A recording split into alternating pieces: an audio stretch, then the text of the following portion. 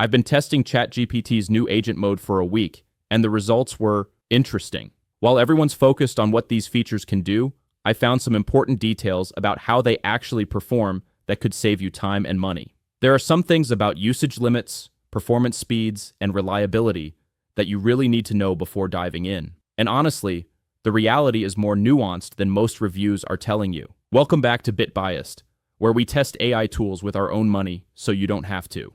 In this video, I'm showing you exactly what works, what doesn't, and the hidden costs nobody mentions. Plus, I'll walk you through the setup process and share the specific prompts that actually get results. What just changed everything? Alright, so let's talk about what OpenAI actually released here, because there's been a lot of confusion online about what's new and what isn't. The big star of the show is Agent Mode, and guys, this is wild. Instead of ChatGPT just sitting there waiting for you to ask questions, it can now actually go out into the world and get things done. We're talking about AI that opens websites, clicks buttons, fills out forms, creates actual documents you can download, and even manages your calendar. But here's where it gets really interesting. They also rolled out the O3 Pro model, which is basically ChatGPT on steroids for complex problem solving. Then there's the new GPT 4.1 with a 1,000,000 token context window. That's like feeding it an entire novel and having it remember every detail. And honestly, the more I've been playing with these features, the more I realize we're looking at a completely different category of AI tool here. This isn't just a smarter chatbot. It's like having a really capable intern who never gets tired and works at lightning speed. Let me show you exactly what I mean. Agent Mode, your digital employee. So, Agent Mode is probably the most mind-blowing feature here, and I've been putting it through its paces all week. Let me walk you through some real examples that made me go, okay, this is actually insane. Last Tuesday, I gave it this prompt. I need to organize a team off-site for 15 people in Portland next month. Find 3 venue options with catering, research team-building activities, and create a budget breakdown presentation. And here's what happened. The agent started browsing venue websites, comparing pricing, checking availability calendars, researching local activity providers, and then it actually generated a full PowerPoint presentation with charts, venue photos, and a detailed budget analysis. The whole thing took about 20 minutes, and honestly, it would have taken me half a day to do manually. But what's really clever is how it narrates everything it's doing in real time. You can literally watch it work and jump in with corrections like, actually, make sure the venues are dog-friendly, and it instantly adapts without losing context. Another example, I said research our top 3 competitors' pricing strategies and create an executive summary. It went to their websites, dug through pricing pages, analyzed their positioning, and generated a professional document with citations and recommendations. The level of analysis was genuinely impressive. Now there are some limitations you should know about. Pro users get 400 agent tasks per month, plus users get 40. And honestly, some tasks can take 15 to 30 minutes, so it's not instant gratification. But for complex, multi-step workflows, this is game-changing. The setup is super simple too. You just click on Agent in the Tools dropdown, and suddenly ChatGPT transforms from a chat interface into this powerful workspace where it's actually doing stuff in the background. Codex, the AI developer that never sleeps now. If you're not a developer, you might want to skip ahead, but trust me, even if you don't code, this is fascinating stuff. Codex is basically like having a senior developer on your team who can work on your entire codebase independently. I connected it to one of my GitHub repos and gave it this challenge. Our website is loading slowly on mobile. Find the performance bottlenecks and fix them. What happened next blew my mind.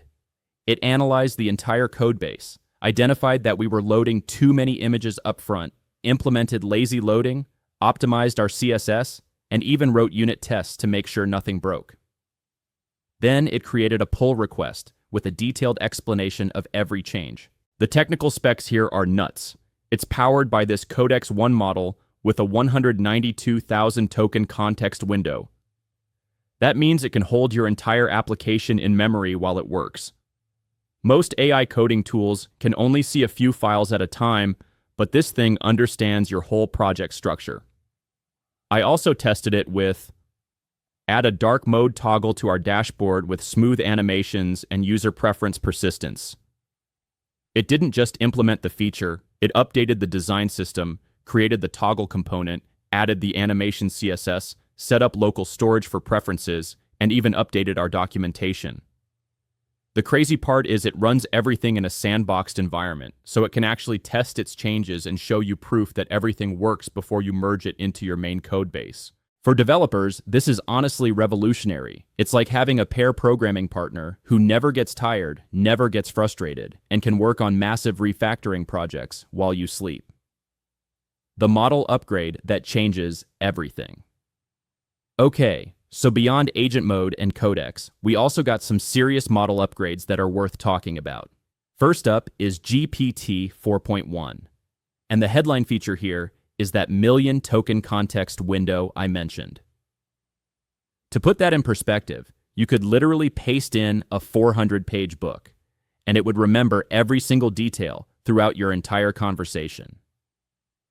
I tested this by uploading our entire company handbook and asking it to create training materials. It pulled relevant information from different sections and created comprehensive guides that actually made sense. The speed improvements are also noticeable. Tasks that used to take 30 to 40 seconds are now happening in 15 to 20 seconds. Not revolutionary, but when you're in a flow state, those seconds add up. Then there's O3 Pro, which is their new reasoning model. This thing is scary good at complex problem solving. I gave it this challenge. Our customer churn rate increased 15% last quarter. Analyze our support tickets, user feedback, and product usage data to identify the root causes and recommend specific solutions. It spent about 10 minutes really thinking through this, analyzing patterns, cross-referencing data points, and then delivered this incredibly detailed analysis with specific actionable recommendations. The depth of reasoning was honestly impressive. It connected dots that I probably would have missed. The trade-off is that O3 Pro is slower and can't generate images, but for complex analytical work, it's worth the wait. Connectors. Finally, AI that works with your real data. This is where things get really practical for most people. Connectors let ChatGPT actually access your real accounts: Gmail, Google Drive, Slack, Calendar, GitHub, and more. The setup process is straightforward. You go to Settings, click on Connectors, authenticate with each service, and suddenly ChatGPT can work with your actual data instead of just hypotheticals. Here's a real example from last week. I told it, summarize the key decisions from our leadership team meetings in November and create action items for December. It went into my calendar, found the meeting recordings, analyzed the transcripts, identified decisions and commitments, and created a clean action item list with owners and deadlines. For read-only stuff, it accesses your accounts directly after you authenticate. For actions like sending emails, it uses this secure browser takeover approach where you log in normally, and then it continues using your session without ever storing your passwords. There are two modes worth knowing about. There's the regular chat search mode for quick questions like, what did Sarah say about the budget in her email yesterday? And then there's deep research mode, which is more intensive. It'll spend 10 to 15 minutes diving deep into multiple sources to create comprehensive reports. I have to say, having AI that can actually work with my real data instead of forcing me to copy-paste everything has been a huge workflow improvement. Custom GPTs get a major upgrade. If you've played with custom GPTs before, you know they were pretty cool, but had some limitations. Well, those limitations just got blown up. The big change is model selection. You can now choose which specific model powers your custom GPT, and this opens up some really interesting possibilities. I created 3 different custom GPTs to show you what I mean. First, a social media manager GPT using GPT-4o Mini for speed. I gave it our brand guidelines and content calendar, and now I can just say, create this week's LinkedIn posts, and get 5 ready-to-publish posts in about 30 seconds. Second, a financial analyst GPT using O3 Pro for accuracy. This one analyzes our quarterly reports, industry trends, and creates detailed investment recommendations. It takes longer, but the depth of analysis is worth it. Third, a creative director GPT using the full GPT-4.1 for context. I uploaded our entire brand archive, and it can now create campaign concepts that are perfectly aligned with our brand history and evolution. The key insight here is matching the model to the task. You don't need a 3 Pro to write social media posts, and you don't want GPT-4.0 Mini handling complex financial analysis. Building these is still super straightforward. Define the role, choose your model, upload any knowledge files, set some behavioral guidelines, and you're good to go. But now they're actually optimized for their specific purpose. Projects. Your AI Command Center projects got some major upgrades too, and this feature is honestly becoming the backbone of how I work with AI now. Think of projects as permanent workspaces, where ChatGPT remembers everything across multiple conversations. I've got separate projects for different clients, our product development, content strategy. Each one maintains its own context and memory. The new deep research integration is fantastic. I can say, research sustainable packaging solutions for our e-commerce client, considering the budget constraints we discussed last month. And it remembers our previous conversations while pulling in new research from the web. Voice mode in projects is surprisingly useful. During brainstorming sessions, I can just talk through ideas while it takes notes and asks clarifying questions. It's like having a really good meeting facilitator who never forgets anything. The persistent memory across sessions is the real game changer, though. I can start a project on Monday, add some files, and have a few conversations, then pick it up on Friday, and it remembers every detail. No more, let me catch you up on what we discussed last time. I've been using one project to plan our annual company retreat. Over the past few weeks, I've uploaded venue options, budget spreadsheets, team feedback surveys, and had dozens of conversations about logistics. Now when I ask for updates or changes, it has the full context of everything we've discussed. Real-world testing. What actually works all right? Let's get real about what this stuff actually does well and where it still falls short, because I've been testing everything extensively. What works brilliantly? Complex research projects that would normally take hours. Document creation, where you need professional formatting, data analysis across multiple sources, routine workflow automation, multi-step planning, and coordination. I had it plan my entire week last Monday. It looked at my calendar, prioritized my task list, researched prep materials for meetings, and even ordered lunch to be delivered during my busiest day. Honestly felt like having a personal assistant. What's still frustrating? Sometimes it gets stuck in loops on tricky websites. The 20 to 30-minute task times can break your flow. Occasionally misinterprets instructions and goes down the wrong path. Still needs human oversight for anything important. The sweet spot seems to be delegating those boring, multi-step tasks that you know how to do, but just don't want to spend time on. Market research, competitive analysis, data compilation, presentation creation, stuff that's important but not particularly creative. What this all means. Here's the thing that really strikes me about these updates. We're not just looking at incremental improvements anymore. This feels like a fundamental shift in what AI can do and how we interact with it. 6 months ago, AI was this thing you'd chat with to get ideas or draft content. Now it's actually completing entire workflows while you focus on the strategic stuff. The productivity implications are honestly staggering.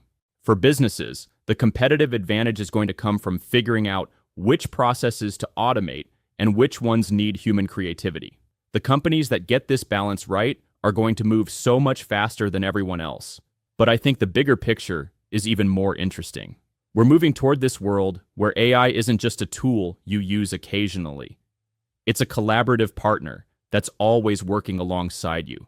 That changes everything about how we think about work, productivity, and honestly, what it means to be knowledge workers. The early adopters who learn to work effectively with these AI agents are going to have a massive advantage. This isn't about replacement, it's about amplification. Look, I know this was a lot to digest, and honestly, I'm still discovering new capabilities every day. These aren't just feature updates. They represent a completely new category of AI tools that can actually get stuff done in the real world. If you're already a ChatGPT subscriber, I definitely recommend experimenting with agent mode and the new models.